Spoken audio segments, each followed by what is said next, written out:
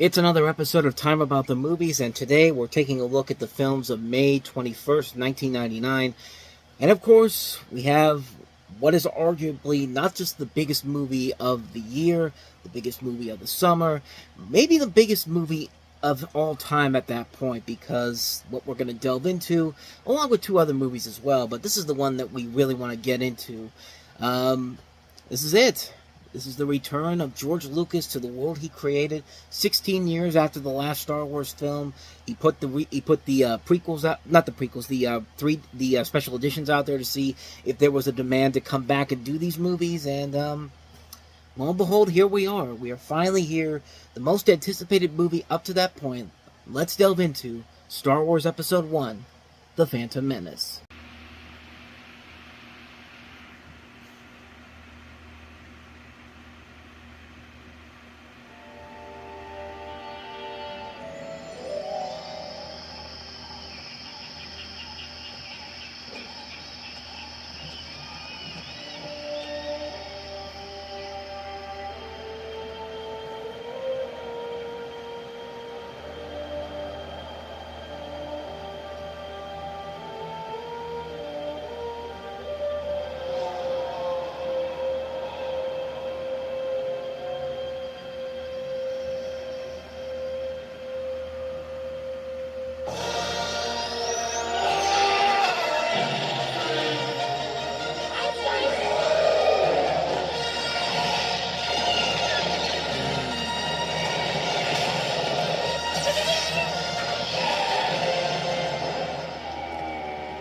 To the prophecy of the one who will bring balance to the Force. You believe it's this boy? He can see things before they happen. He can help you. The Force is unusually strong with him. It was meant to help you. Anakin! Tell him to take off! Will I ever see you again? What does your heart tell you? Are you sure about this? Trusting our fate to a boy we hardly know? Anakin Skywalker, meet Obi-Wan Kenobi. I sense much fear in you. The boy is dangerous. They all sense it. Why can't you? Fear is the path to the dark side. Fear leads to anger. Anger leads to hate. Hate leads to suffering.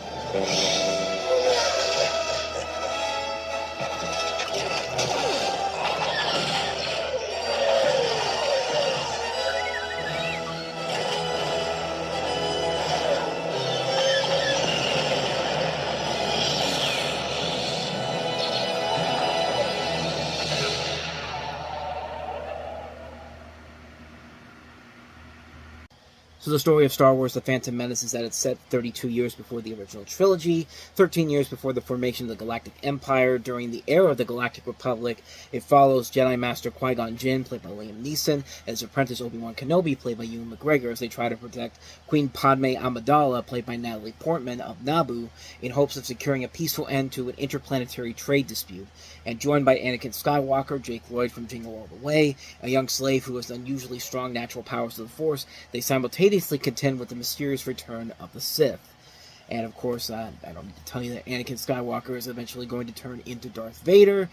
And this will be the only time you ever see Jake Lloyd, because in the next film, he's Hayden Christensen. And like I said before, when this movie came out, this was the movie of its generation. This was a movie that everyone thought was going to take the world by storm before it even came out, which it did. I mean, like I said, back in November of '98, when that first teaser came out that we just showed you there were stories about people who just paid to movies like The Waterboy, the Rugrats movie, A Bug's Life, only to see the trailer and then got up and left. That's how big the anticipation was. And when the movie came out, the overall general reaction from a lot of people was that they really liked it. It was a film that was highly praised. Siskel and Ebert did, Roger Ebert, I would say, well, it was still Siskel and Ebert even after Gene Siskel died, but Roger Ebert did a full episode with, I think, a bunch of other critics for doing The Phantom Menace. I think he also did the same thing with Eyes Wide Shut too, and we'll get to that one later on in the year, but you're going to see some reactions here, and I want you to pay close attention to the last guy here, because that's pretty much going to tell you everything you need to know about the legacy that this movie has had since its release. So watch this, then pay close attention to the end. This is a huge deal for me. I was sick from school today. I want to be the guy coming out of the theater going, it was great! You know, that's who I want to be. I thought there was going to be people here already, and it turned out there wasn't being. I was like, wow, I'm the first one. Well, it's Star Wars. It's like the original trilogy was just so phenomenal. People have been awaiting this for like 16 years. It's grabbing history and maybe going with it and becoming part of it and giving a story to our children. It's going to be one of the many wonders of the world. There are now 8 wonders of the world. One of them being this movie. We've been waiting since the last one came out for 16 years. So this is a big thing. I mean, we've been waiting a long time. It's time to get back into it. It's the event of the whole thing.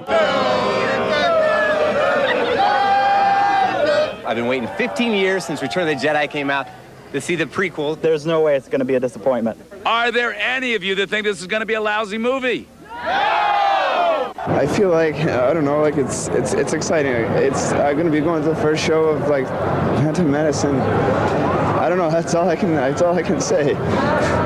Thanks.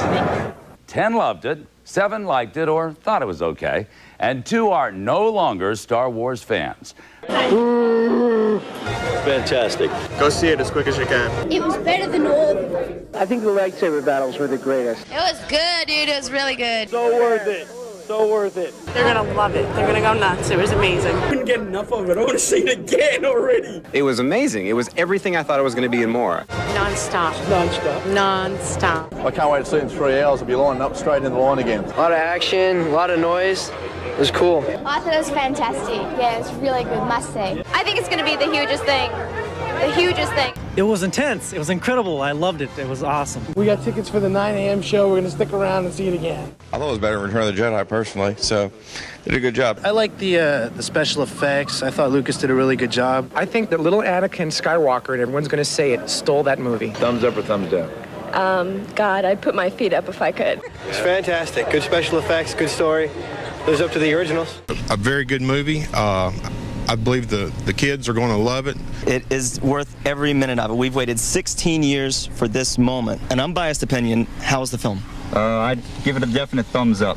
It was like new because all the guys were new and you didn't really know how everything fit together before. So intense. I mean, my heart was beating. It's still beating now. And I just screamed, literally. What do you think, Cole?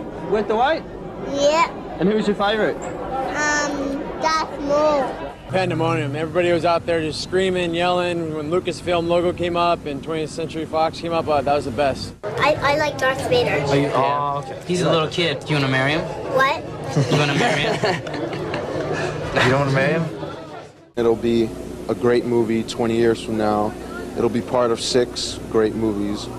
Unless the next 2 really suck, but I don't think they will. What'd you think of it? I think it was an excellent movie. I think Mr. Lucas did a fabulous job. Special effects were wonderful, and the storyline was wonderful. And I'm going to probably come back and watch it a couple more times. But like that long-eared alien dude, I mean, he always messed up, but he ended up helping his army and stuff. I thought it was pretty good. Thumbs way down. You didn't like it? No, I think I deserve a public apology from George Lucas. That guy knew.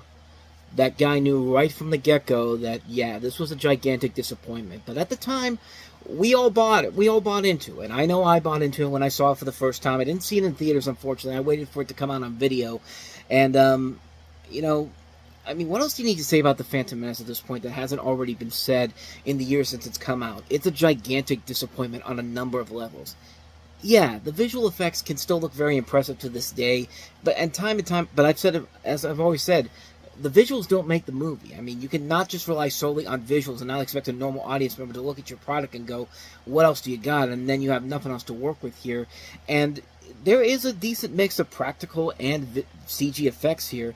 I mean, you got to give them credit for that. I will give them credit for that. Yeah, the action sequences are nicely done. The design of Darth Maul is really cool, but it doesn't help when the villain can be killed off so quickly before we even get an idea how much of a threat he is, which he really was not. I mean, he looked cool. He had the double-edged lightsaber. I mean, that was awesome, but he dies pretty quickly. Like, they took him out pretty damn easily. I mean, yeah, you got Liam Neeson, you got Ewan McGregor, you got Samuel L. Jackson among your cast, but you also have Jake Lloyd as a young Darth Vader. And listen to that for a second. You're telling me that Darth Vader, voiced by this big black guy, James Earl Jones, grew from the kid that played Arnold Schwarzenegger's son in Jingle All the Way? Get the hell out of here. And the less I have to say about Jar Jar Binks, the better. I mean, honestly, do I even need to say anything more about The Phantom Menace? It's just a terrible movie. It's a gigantic disappointment. It failed to live up to all the hype they set up after all these years, and it's just not a good movie, and I'm sorry. I know that I've said this on many other shows in the past and on the website as well, but I would gladly take the sequel trilogy over anything from the prequels, because the prequels were bad from the beginning, but towards the end, they were kind of finding that groove again in Revenge of the Sith, and then they kind of ruined that with the final couple minutes of that film, trying to wrap everything up. At least with the sequel trilogy, you still got 2.5 solid films, and then Rise of Skywalker, which was completely destroyed by the internet, basically, after what they did with The Last Jedi. Disney was pretty much screwed in what to do with The Rise of Skywalker. I'm telling you, they did not, that was not supposed to be the intention for The Rise of Skywalker. They got the internet involved, and they just completely ruined whatever plan they had to do with that. And I still blame the internet for ruining that, because Star Wars fans on the internet really have no idea what the hell they want. I'm sorry, that's just what it is. But, I mean, really, there's not much more I can add to The Phantom Menace there that hasn't already been said, and I'm sorry, after all these years, I still don't like it. I still really do not like it, but, I will give it this much: at least it's better than the worst Star Wars movie ever made, which comes after this, which is Attack of the Clones, but, that's 3 years down the road, so we'll eventually delve into that once we get down there. So, is there anything else I really need to add to this? Probably not, but, I mean, to sum it all up, and like I said, it's really a disappointment. You expect so much better. You don't expect it to have as many bad elements to it that this movie has to it, but like I said, some of the visual effects are really cool. Some of the action sequences are nicely done. They have a good cast overall. I mean, it's a bad Star Wars movie, but it's not the worst Star Wars movie. That'll be with Attack of the Clones when we get to that one, but, yeah, not much more to say about that. That's The Phantom Menace, so let's go ahead and move on to our next movie.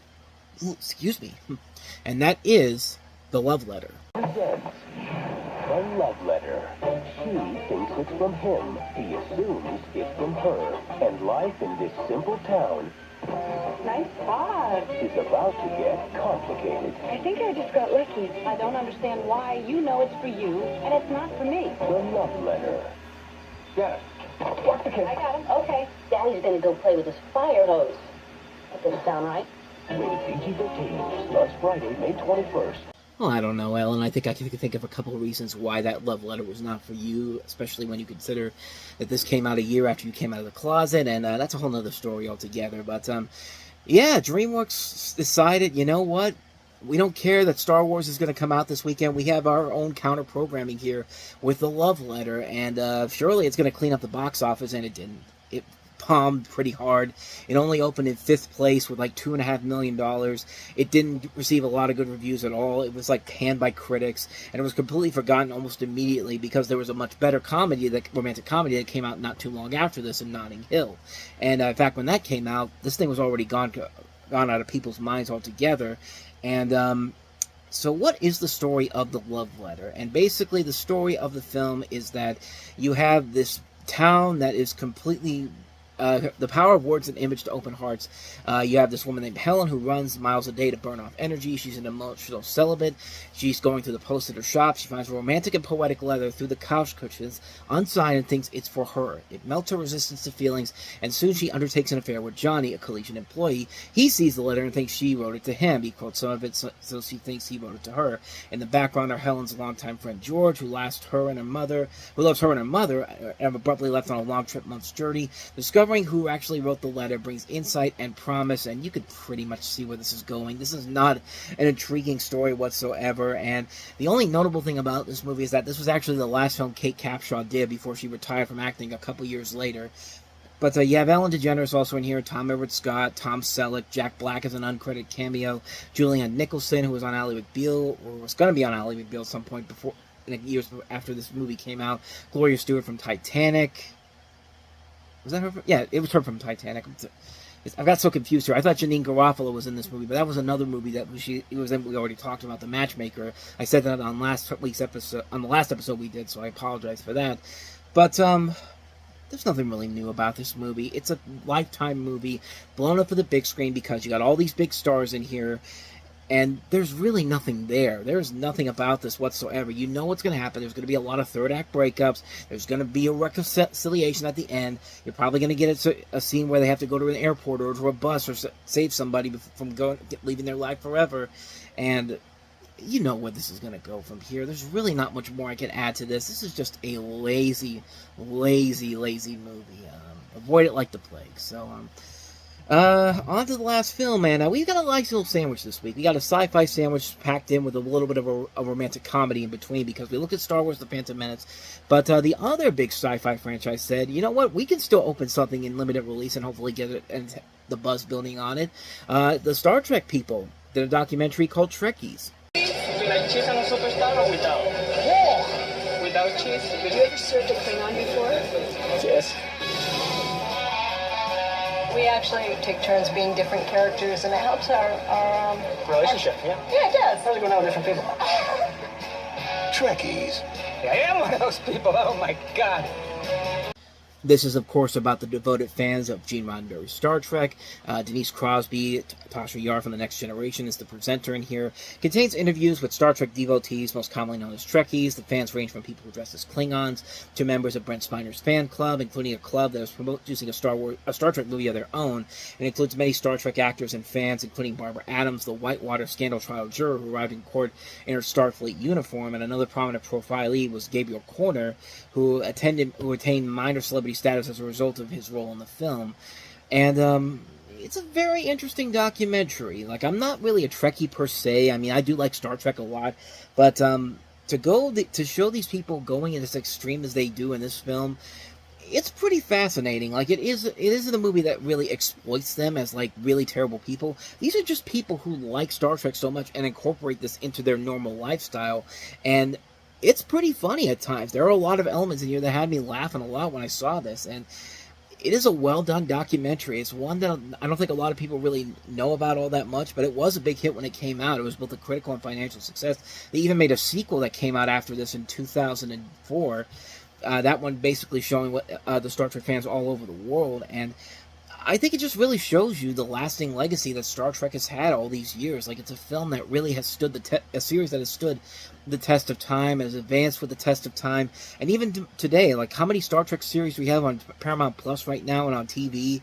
I mean, they're all over the place. Like, Star Trek still has a loyal fan base, even though they're not making as many movies as they used to do. But this is definitely something to watch. Even if you're not a big Trek fan, you can still find a lot of stuff in here to really appreciate about it. Like, sometimes it can get very cringeworthy, some of it's a little bit uncomfortable, but at the same time, it's overall very fun in the end. I definitely say it's something you should definitely check out, Trekkies. And so with that said, we wrap up another edition of Time About the Movies, and wouldn't you know it, one of the movies we'll be looking at on the next episode is Notting Hill with Julia Roberts. And that was one we mentioned in the Love Letter, but that's coming out next week on the next episode. We also have The 13th Floor, and that's about it. Only 2 movies, because, I mean, are you really going to try to go up against Star Wars like that? It's like, I don't think you are, but yeah, those are the 2 movies we'll look at next time, Notting Hill and The 13th Floor. So with that said, thank you so much for watching, and if you want to see more videos like this, please hit the playlist on the next page, check out the previous episode, and also don't forget to hit the like and subscribe button if you want to see more videos like this on this channel. So with that said, I am off, and I will see you guys next time, and until then, as always, take care.